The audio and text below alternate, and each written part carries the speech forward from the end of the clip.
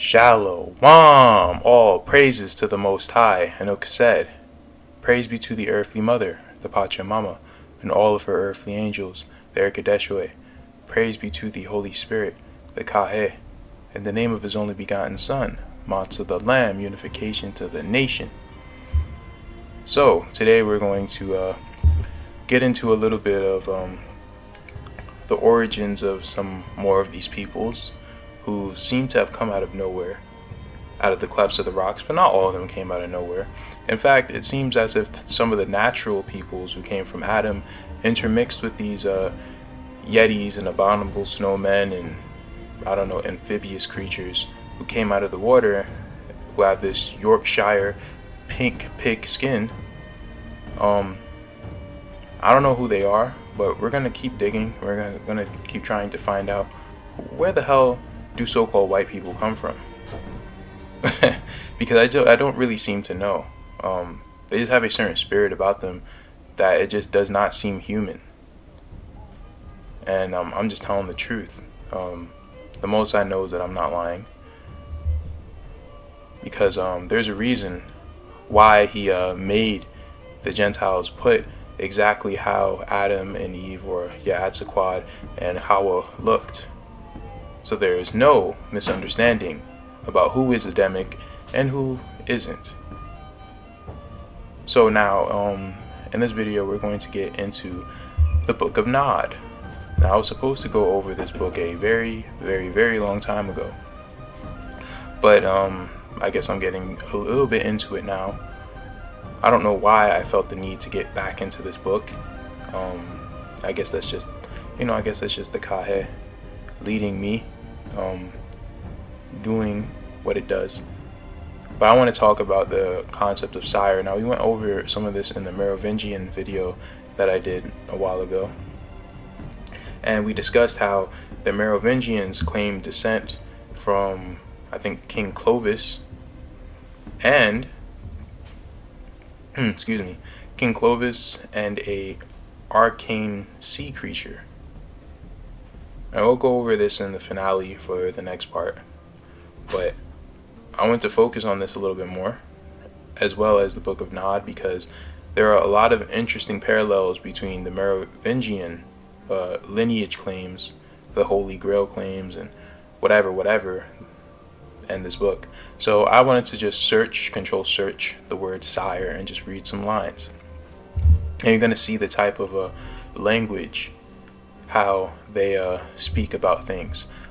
My sire and his sire before him followed this great and glorious work. Indeed, our very nature has been shaped by this guest.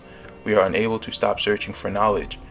We are of the Mnemosine, the memory seekers. Specifically, we have been commanded to search for the book, the tomb of all kindred lore, which is the collection of the writings by Cain, his childer and his grandchilder, and childer means offspring. It is this book, supposedly first written in the land of Nod, east of Eden, that captures our daytime nightmares and makes every night a painful journey from ignorance towards the truth. Now let's go down again.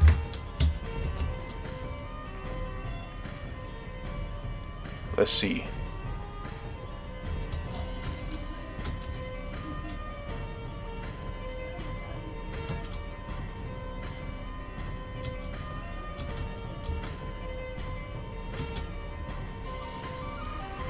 The tale of the first city. In the beginning, there was only Cain. Cain, who sacrificed his brother out of love. Cain, who was cast out. Cain, who was cursed forever with immortality. Cain, who was cursed with the lust for blood. It is Cain from whom we all come, our sire's sire. Now, of course, he was not mortal, but, this is their lore. So let's just try to find something interesting, at least what they believe in. And some of the things can be true if we piece together some things, but I don't know. But we just surfing the wave. For the passing of an age he lived in the land of Nod, in loneliness and suffering. For an eon he remained alone, but the passing of memory drowned his sorrow. And so he returned to the world of mortals, to the world his brother Seth, third born of Eve, and Seth's children had created. He returned and was made welcome, for none would turn against him due to the mark that was laid upon him. The people saw his power and worshipped him. He grew powerful, his power was strong, his ways of awe and command were great. Now the reason why I'm reading this is because I'm trying to figure out why these people venerate Cain so much. It truly does seem like they truly reverence Cain. And I'm just wondering why. Let's go to this. Thus we see the traditional, tragic, tumultuous lives of all vampires as being indicative of their origins. Beckett says this parallels the relationship all vampires have with their sires, or their children, their offspring. But I like to think our own continued alliance proves this hypothesis incorrect. I don't even know what that means. Sorry, there's just a lot. I have a lot of things I'm doing. Let me see. Let's see.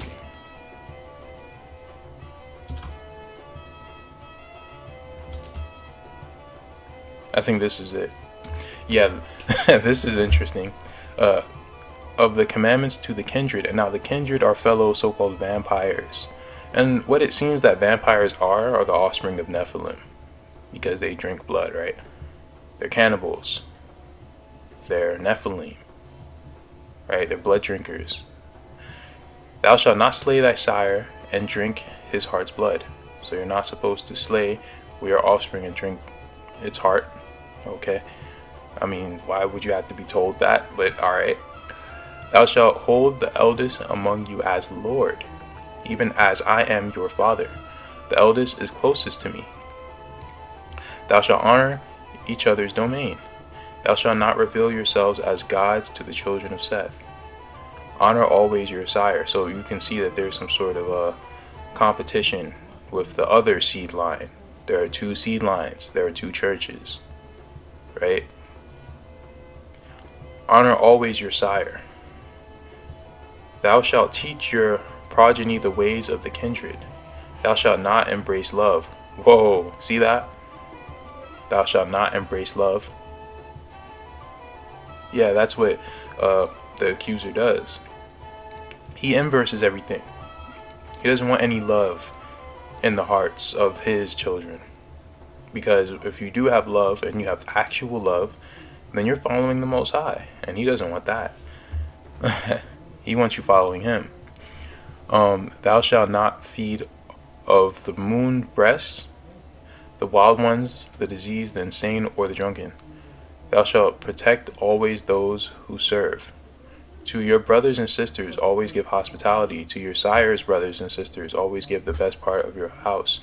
To your progeny's brothers and sisters give a roof from the sun, and the blood of a sheep no more. Never forget your sire's sire, Cain, the wanderer. Interesting, right? Let's see if we can get a little bit more.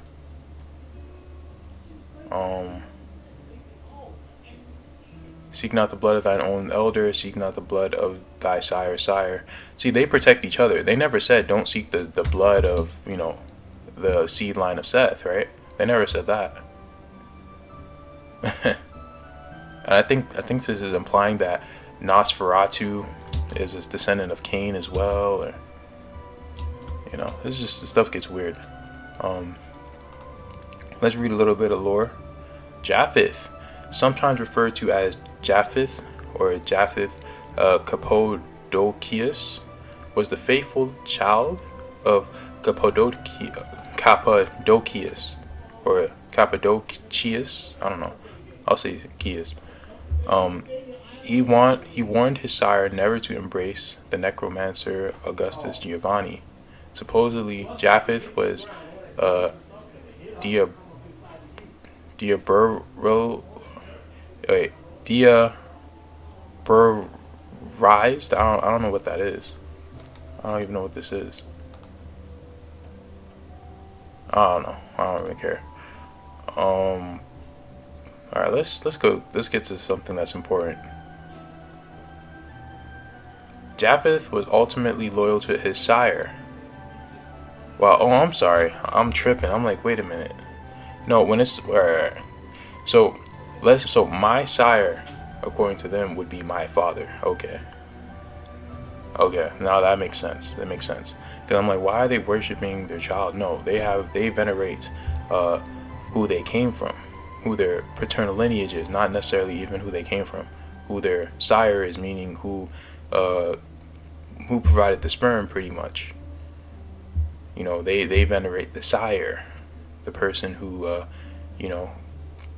provided half of their genome, and we know that the seed line is the thing that actually has everything in it. The womb simply just grows the seed, but the man carries the seed, so it would make sense. But I just wanted to clear that up because I was getting confused.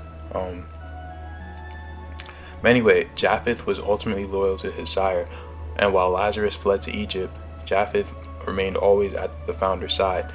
Despite his misgivings, he arranged the embrace of Augustus Giovanni, although ensuring that some small part of the antediluvian's blood, and possibly soul, was stored in a separate vessel before the necromancer's embrace. Now, we can then get into the concept of the homunculus and things of that sort. You know, but it seems like they do save their own sperm and store it somewhere, and then they inject people with it, with this Nephilim lineage. It's quite possible, isn't it? You never thought about that, did you? Or maybe you did. Maybe you're just that sick. And by the way, I don't think this is talking about the Japheth. It's probably just someone called Japheth, or maybe it is Japheth. I don't know. Hell if I know. Japheth may be the Capuchin. So I don't know what that is. He might be the same person as Lazarus, being a powerful Methuselah. Some suspect that I don't even know who these people are, but I think it is the actual Japheth that they're talking about. And when we read in the book of remembrance, we learn how wicked Japheth was, and the wickedness that he was doing with the seed line of Cain before the flood. So this is very interesting. Who the hell is Augustus Giovanni, though? Augustus Giovanni is a powerful Cainite necromancer, the patriarch and leader of Clan Giovanni. He managed to... I don't know what this word is, bro. Let me see. Augustus is not, in fact, an antediluvian, as he was not embraced before the biblical deluge. However, being a third-generation vampire, he is often referred to as the Giovanni antediluvian. And they have him born during this time, so maybe this isn't talking about the Japheth, or I mean, sometimes they kind of mix and mash stories and things of that sort, right? So I don't know, but let's move on. Sire is a term used. Stop moving. What? Sire is a term used to describe a vampire who has created another vampire, a child, or a chaldee. A term for the father or genetic species providing sperm of a creature, contrasting to the female term, dam. A form of address and title for a man of rank or authority, equivalent to lord or prince. Yeah, but you're kind of calling him daddy, aren't you? Why would you ever call anyone sire? Even calling your real father sire, that's really weird. And that's like calling yourself a shot. that's very strange. Let's see if there's anything else I want to read. A vampire's childer can be collectively referred to as its progeny, its brood, or in older editions, its get. Due to the inflexible nature of generation, a chaldee will always be of a higher generation than their sire, unless the chaldee lowers their generation. I don't know what this is. It's probably important, but I don't even know how to say it. I don't know. It's just weird.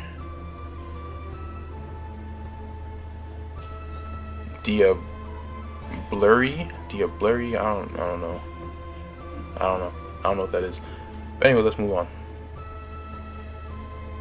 So there are actually 13 vampire families. I just wanted to mention that real quick.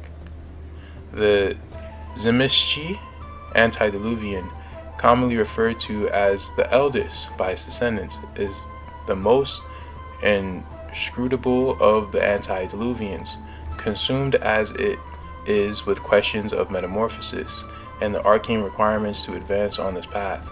Whatever parts of it that were human, if it were ever human, are long abandoned. The Zemishchi lay claim to being descendants of Enoch. That's interesting, but which Enoch? There are two Enochs, as they say that the Zemishchi antediluvian was a chaldee of Yosh, I don't know, even though this claim conflicts with the Book of Nod's legend of Arad. Let's see.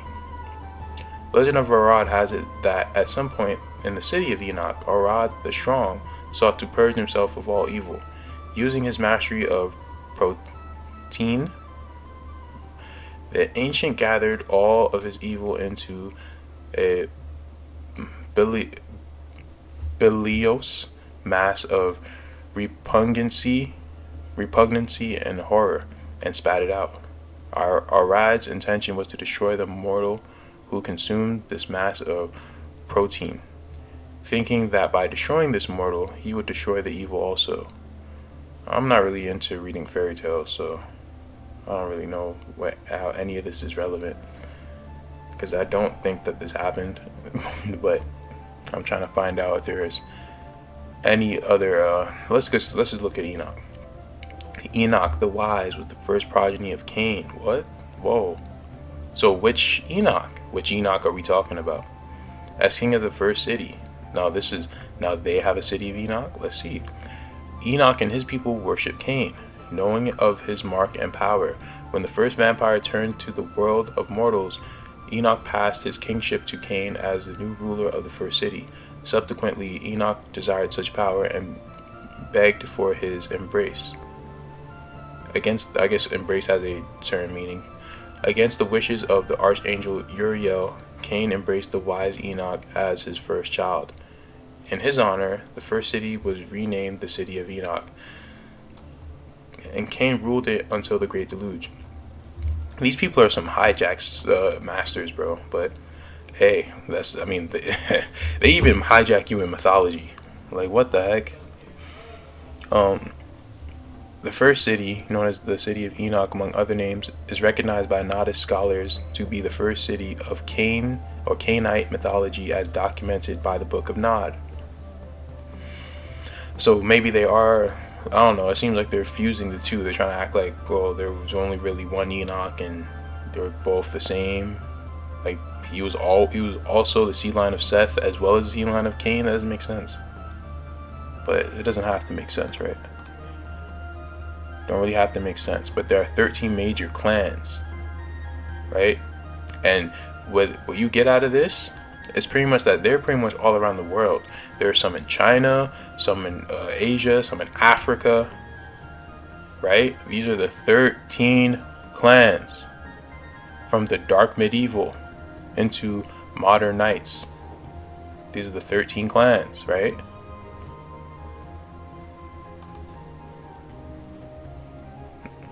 Hold on, let's not go to that yet. 13 Illuminati bloodlines. The concept of Illuminati bloodlines was popularized. Okay, let's move down.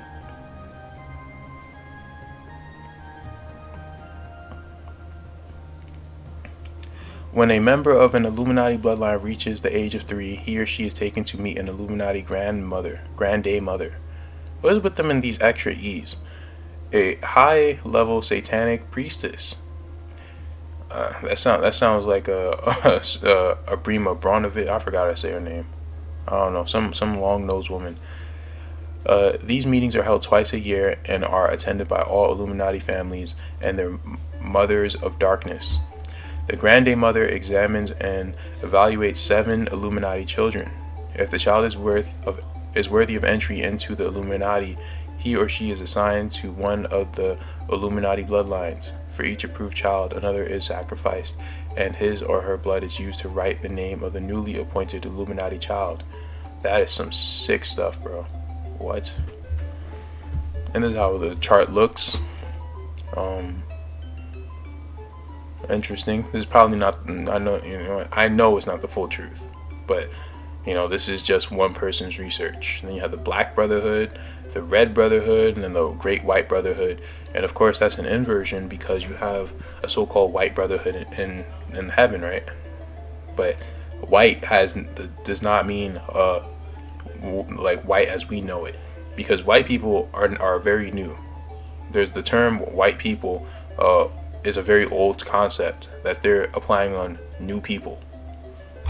They're very new creations. I don't know who the hell created them. Maybe it was Yakub. It was the people of Kemet. I don't know. Are they golems? Are they sea creatures that we're about to get into? Are they the seed line of Cain? I don't know who the hell these people are, but let's just read this. The term Merovingian is said to derive from Merovi, who, and we went over this before, but I just want to go over it again, who was king of the Franks from this time, despite recent claims that the Merovingian Franks were sired by Jesus Christ and Mary Magdalene. And this did not happen. But you have people buying into this. You have some of the the black people saying, oh yeah, no, it's true. And this is because this is supposed to be the seed line of the Anunnaki. And they're saying, well, Jesus was real, but Jesus was an Anunnaki and we are Anunnakis. Okay, you can be one. I come from Adam. I don't come from no damn sea creature or Anunnaki. But okay, but that's their theologies and that's their theories. And I'm going to show you how that tied into Mormonism. And I'm not sure I know who Joseph Smith is. Really could have just been someone who got hijacked in a major way. Really could have. In fact, I believe it says that in the Book of Remembrance that Satan came at him viciously, because him bringing back the Book of Mormon opened up all these, it opened up a can of worms pretty much. So maybe it's not his fault. Maybe he never said most of those things, saying that he was the Holy Grail and a descendant of Jesus. And I don't know. I really don't know, but I don't think we'll ever know. And are therefore divine. The legend of King Merovi conceals the true origins of the Merovingian race in remote antiquity. According to the legend, as explained in Bloodline of the Holy Grail, Merovi had two fathers, King Clodion and a strange beast of the sea.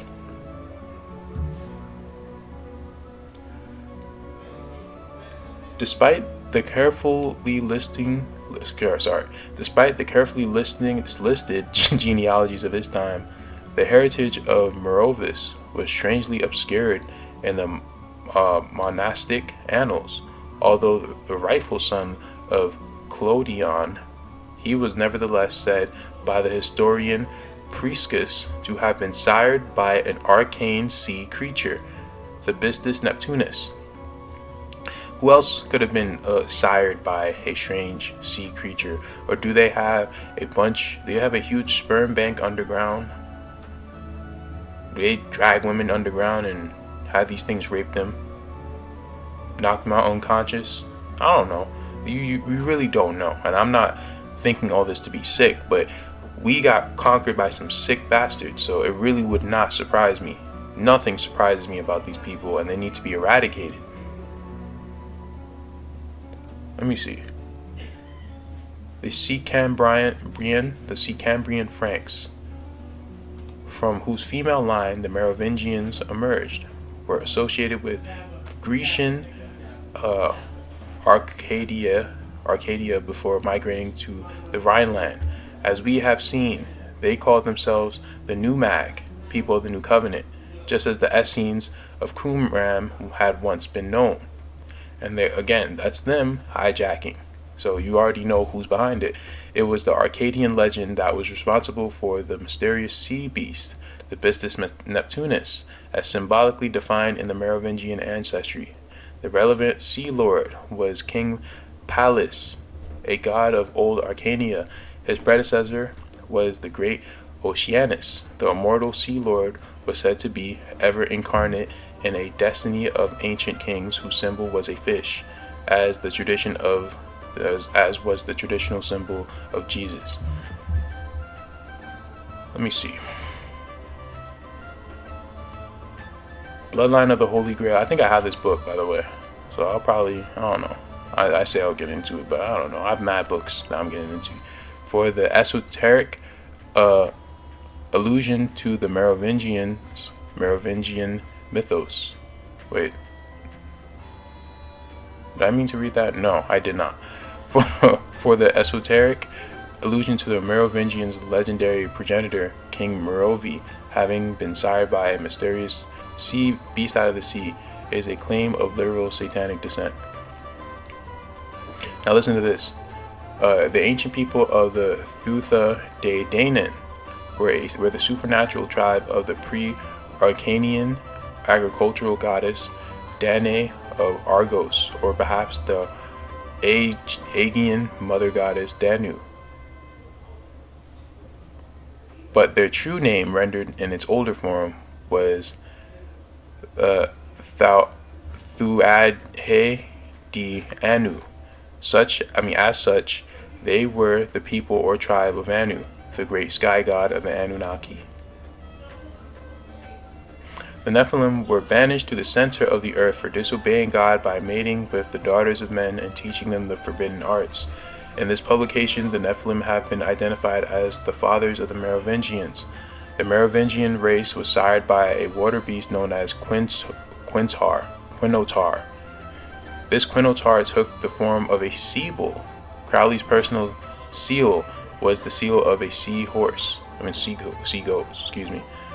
Grant, writing of Crowley's Sea of the Beast, says, "The beast is the sea goat, or an amphibious monster identical with Cluhu, the Quinotar, or bull of the deep."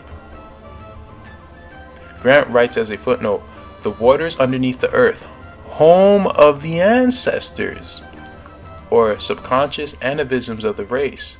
Is this a reference to the race of the Grail?" There you go. That's the ancestors, is down beneath. Right? Let me see.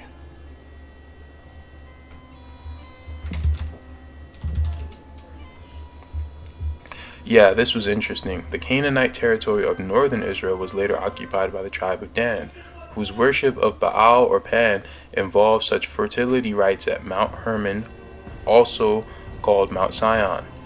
The Merovingians are the offspring of the tribe of Dan, which intermarried with the Canaanite Thutha De Danann. I told you guys that, right? I told you. These were the Philistines. These were part of the Phoenicians. The Phoenicians are a big mix of people. They're not just one group of people. They're Canaanites, Moabites, Ishmaelites, Edomites, and Israelites, all mixed up. Also known as the Dragon Lords of Anu, because they were the offspring of the fallen angels. Through the work of Sir Lawrence Gardner, we discover that Sumari,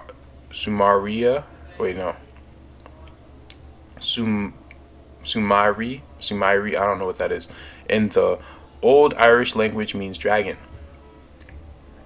He writes, "It is also reckoned that the subsequent culture of the region, phonetically called Sumerian, pronounced Shumerian,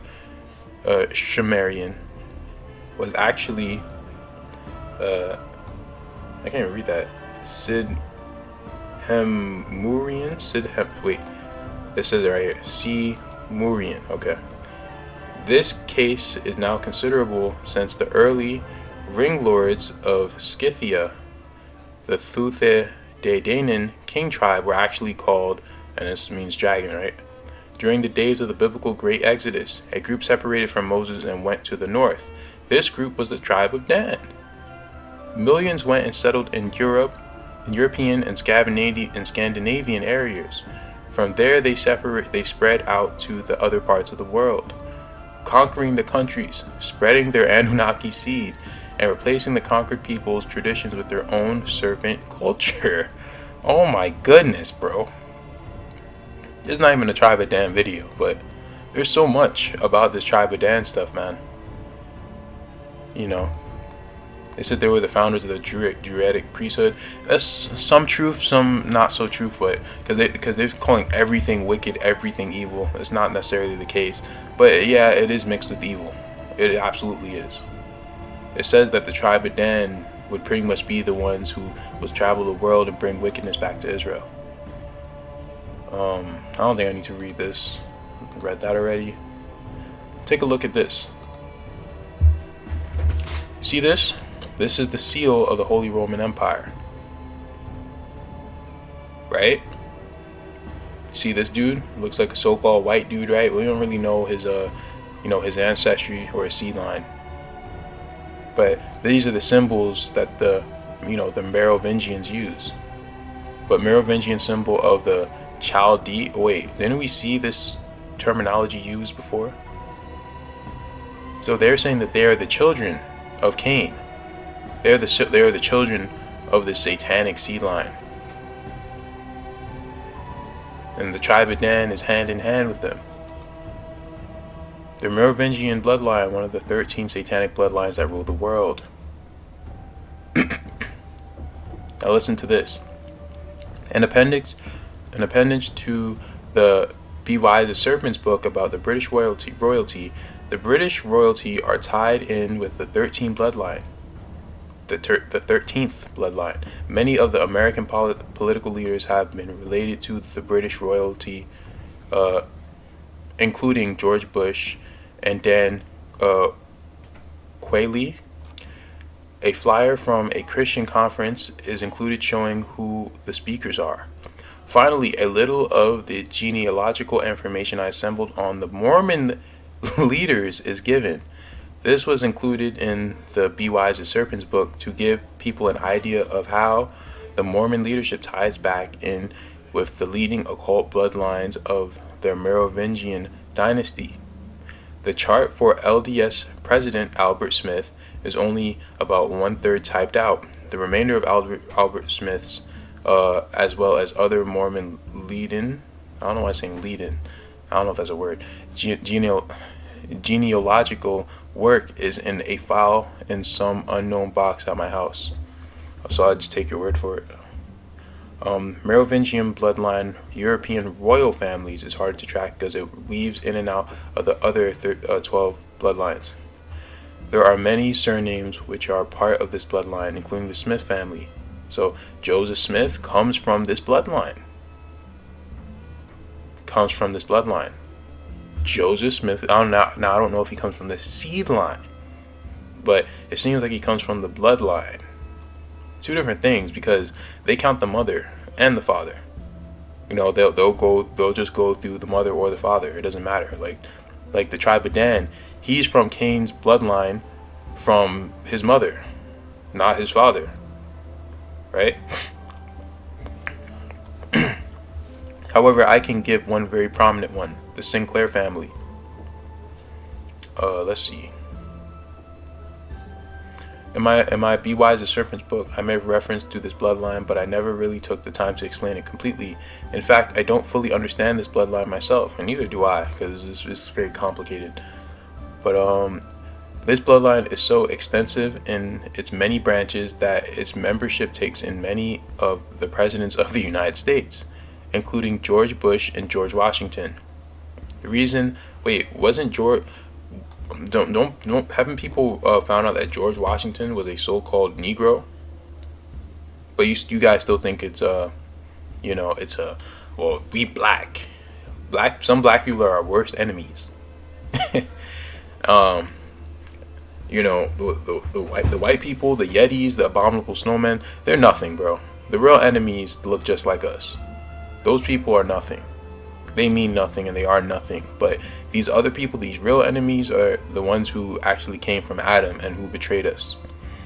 The reason I gave the genealogies of the sum of the Mormon presidents to people back in 1991, you keep saying in your book, bro, I get it. You wrote a book. Keep saying it. You just say in my book is that all of the Mormon presidents in history whether RLDS or LDS, traced their blood back to this 13th bloodline, to the Clovis. Bro. And that's why they believe in the whole Holy Grail and, and all this nonsense, because that's where they come from. It all makes sense. That's why they've intermixed it and intertwined it. But this is the thing. The Most High will use their same people to turn against them. Right? That's why he's using so-called white people right now to bring out our records. People you'd least expect it from. That's just how the Most High works.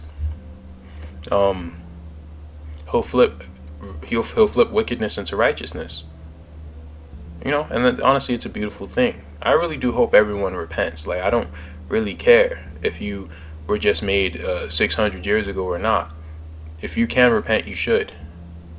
Doesn't mean you're not going to get your ass whooped, but everything you should be doing is for the greater good, and you should be trying to get back on the Most High's good side. Absolutely. Some of the earliest attempts to trace the seed of Satan were some books which did extensive research on the tribe of Dan and the descendants of Cain. Alright, but he pretty much goes into how Egypt and their connection with Europe. We're gonna have to get into that in another video because it's way too long. George Albert Smith, we just went over him. Interesting. His grandfather, for whom he was named, was also an LDS church apostle, as well as a cousin of church founder Joseph Smith. I just find it weird that this person was used, like this person who is a Jesuit, as well as someone from a Merovingian bloodline, was chosen to bring out these records. That's crazy. He just comes from complete wickedness. But it also would make sense why the Most High would use him. Let me see if there's anything else I wanted to read.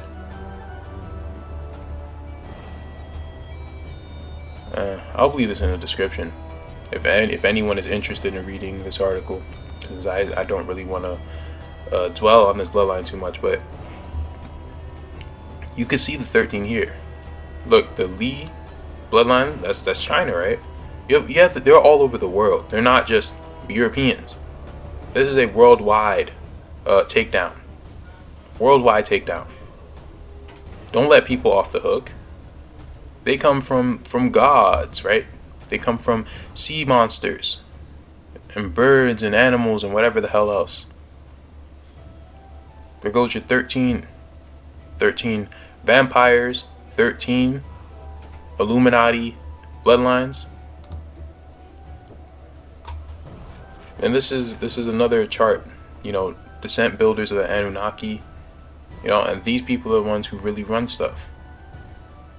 The fallen are the ones who really run stuff. Everyone else is just like, okay, but unless you come from these bloodlines, you ain't really running anything. It's not about Esau. Esau don't have as much power as these people. Went over that. And I suggest you guys watch this video as well. Get a little bit more drop, get a little bit more perspective on the Holy Roman Empire. Because these people were Moors. These people were people of color. The original Sephardis were people of color before, they mixed in. But there are two different Sephardis. There are the real ones, and then there are Edom. There are two different Europeans. Or there's a few different Europeans, but you had the Israelite Europeans and you had everyone else. Right? So I'll leave this link in the description. Let me just end it and show you some pictures. Remember that picture that I showed you before? They're on the same side, bro. Two sides of the same damn coin. In fact, these Negroes made this.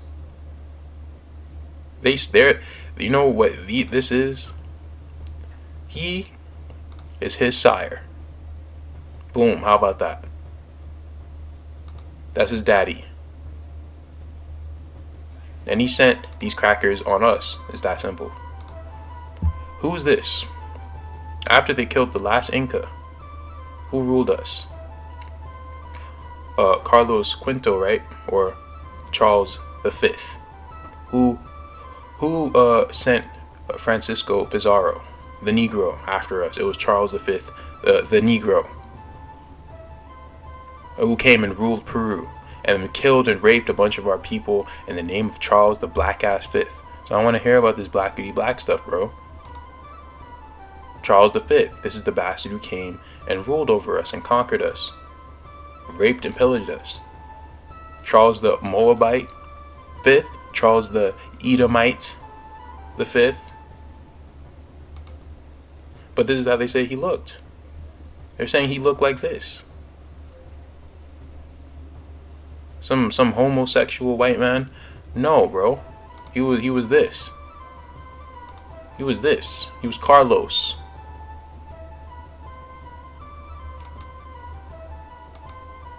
These are the Negroes who we've been fighting against. And then they intermix with the Yetis and abominable snowmen and sea creatures and whatever the hell else.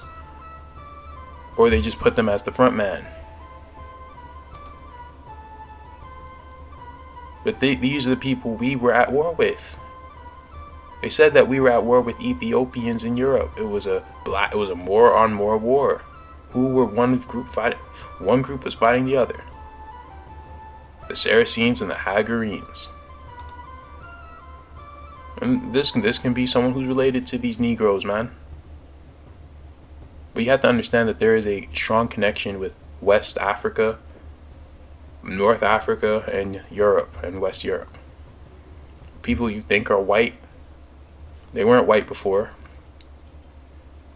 They look like this. They look like this. In fact, the ones who don't come from Negroes are probably better than these bastards, because these are the real evil ones. These are the ones who are jealous of us, who hate us.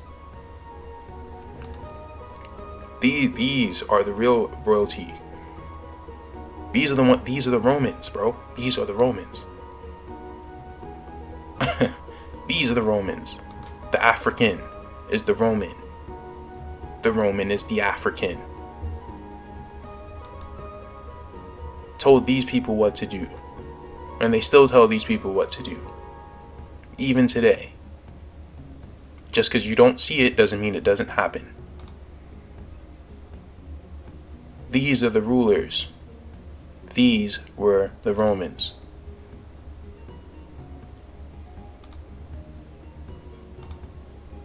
May peace be with you. Selah Kala.